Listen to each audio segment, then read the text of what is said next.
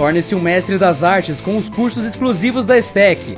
Aulas presenciais certificadas nas áreas de design, criação, direção de arte, games, programação, cinema, fotografia, comunicação, publicidade, marketing, empreendedorismo e idiomas com os melhores professores do mercado e uma estrutura de qualidade.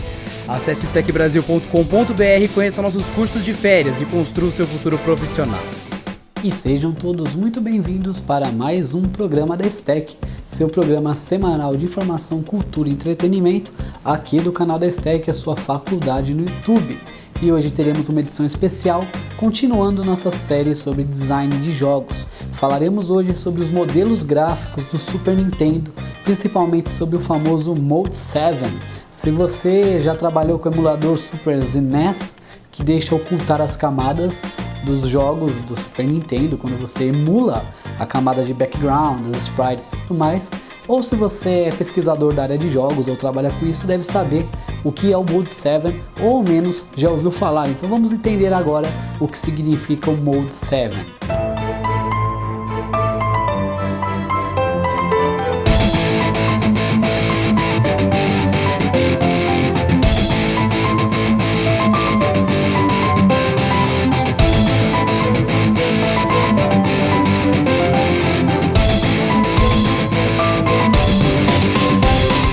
Primeiramente, devemos saber que o Super Nintendo conta com 8 modos gráficos, que são 8 arquiteturas, que elas são numeradas de 0 até 7. Então 0 é a primeira. Os programadores adoram numerar o 0 como a primeira, né? Será que eles que fazem a vida 0 contaram ou não nos jogos? Essas arquiteturas foram desenvolvidas pelo design de hardware da Nintendo, Masaki Uemura, que foi o criador do Nintendinho e do Super NES. Ele disponibilizou as 8 arquiteturas dentro do Super NES, que tem uma limitação de layers e os programadores poderiam mudar a qualquer momento entre elas. Todas as arquiteturas dizem respeito à quantidade de cores que podem ser utilizadas, quantas camadas podem ser sobrepostas e a quantidade de sprites que você pode colocar em cada uma dessas camadas. Entenda camadas de jogos como as camadas layers dos softwares gráficos de vídeo ou edição de imagem, ou do Flash, Photoshop, que eu já falei para vocês. Cada camada com uma folha de papel transparente, então você tem o sprite aqui na frente, o personagem, aqui você tem um fundo que move, atrás você tem o background e tudo mais. Então cada uma é uma camada do seu game, uma camada da composição. E as camadas mais conhecidas são a 0 e a 1. A camada 0 possibilitava apenas 4 camadas. Isso não era tão ruim, porém possibilitava apenas que você utilizasse 4 cores por pixel em cada uma dessas camadas. Já a camada 1 possibilitava 3 camadas, porém as duas primeiras poderiam ter 16 cores, sendo que as 16 cores da primeira camada podem ser diferentes das 16 cores da segunda. Porém a terceira camada, a background, poderia ter apenas 4 cores por pixel. E aí tem os outros modos, o 2, 3, 4, 5, 6, até chegarmos ao modo mais famoso, que mais interessa, que foi um grande diferencial no Super Nintendo, fazendo uma grande potência gráfica, que é o Mode 7, que na realidade é uma pegadinha, uma gambiarra. O Mode 7 ele possibilita 256 cores ao mesmo tempo, e diferentemente dos outros modos, eles têm algumas características específicas. A primeira característica é que as camadas de background, a camada de background, ou seja, o plano de fundo, ela pode ser rotacionada e escalonada. Então você pode mudar de tamanho, girar e distorcer, deformar essa camada, o que gera uma ilusão de perspectiva, um falso 3D, um semi 3D, que passa a ideia de perspectiva tridimensional, vista ortogonal ao game. Então sempre que você em um jogo de Super Nintendo vê algo crescer, diminuir, girar, aquilo não é um sprite, aquilo é o fundo, é o background. Assim como no jogo Super Castlevania 4, quando você chega lá para enfrentar o chefão de pedra, não tem fundo, o fundo é preto e só tem o chefão que cresce e diminui. Por que o fundo é preto? Porque o chefão na realidade é o fundo.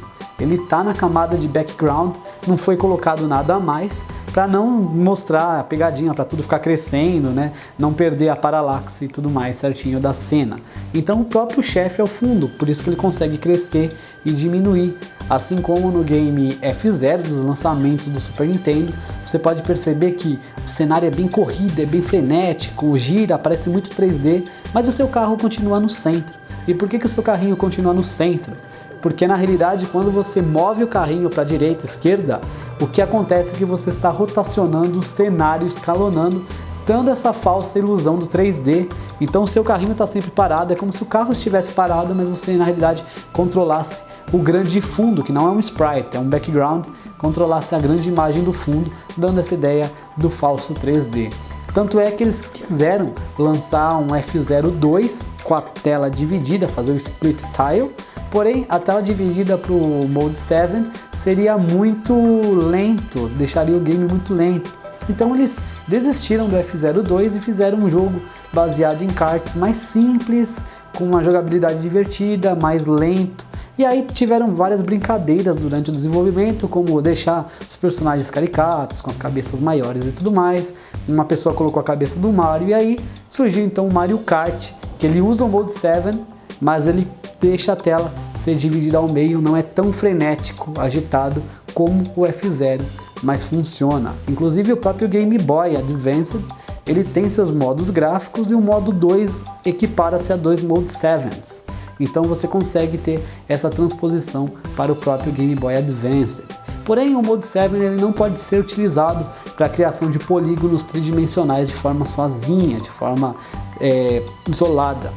O que acontece é que para você fazer um game que pareça 3D, você precisa de um chip gráfico de apoio, o Super FX, que foi utilizado no Star Fox para Super Nintendo, para mostrar todos aqueles polígonos e tridimensões, né? Inclusive o Yoshi Island, que seria o Super Mario World 2, ele usa um outro chip especial para dar toda essa reluzência de cores e qualidade gráfica, que não é o chip que faz os polígonos, mas é um chip cromático, assim, um chip que também favorece as cores. E diversos outros games utilizam a tecnologia do Mode 7, inclusive a própria Sega abraçou com o Sonic CD, que na fase bônus você já tem lá o Mode 7 simulando todo um aspecto tridimensional. Shigeru Miyamoto abraçou a técnica do Mode 7 no desenvolvimento do Super Mario World e do Pilot Wings, que também tem essa vista meio tridimensional. Então é isso aí, turma, esse foi o programa de hoje, falando sobre os modos gráficos do Super Nintendo, Mode Zero, Mode 1 e o Mode 7, o mais famoso. Espero que vocês tenham gostado, qualquer dúvida deixe nos comentários que responderemos a todos. A gente pede aquela ajuda e contribuição ao canal, deixando seu like, curtindo o vídeo, nos seguindo, interagindo, inscrevendo nas redes sociais. Afinal, sua participação é extremamente importante para nós. Então é isso aí, muito obrigado a todos por tudo, até a próxima e eu fui! E pedimos sempre que deem aquela contribuição ao canal, se inscrevendo, curtindo o vídeo e deixando seu like. Procure na playlist pelos vídeos para você ver os conteúdos com maior organização e nos siga sempre nas redes sociais. Deixe sempre nos comentários suas sugestões e recomendações, porque esse programa é personalizado e faremos um conteúdo com a sua cara.